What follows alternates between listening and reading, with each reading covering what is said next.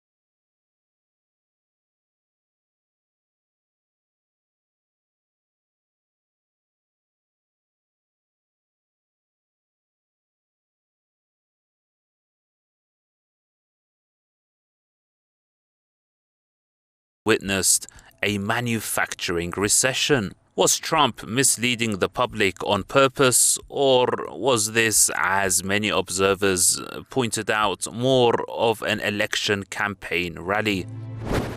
All of the gains that he claimed during his State of the Union address were artificial. For example, most of the employment and jobs that were created under Trump are part-time, low-wage jobs that are temporary.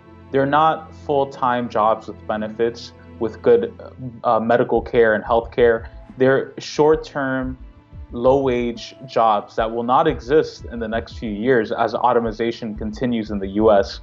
There's rising homelessness in the United States, rising poverty. Trump also criticized the Obama administration over employment levels and claimed to have created more jobs than his predecessor. This is in contradiction to official data from the US Labor Department. The US president also lavished praise on the stock market, saying it was doing great. But not everyone in America owns stocks. He also spent a good amount of time praising his administration's progress on healthcare. This is despite the fact that Trump put forward a budget that is proposing to cut Medicare by over $800 million. The US president claimed the American economy is the best it has ever been.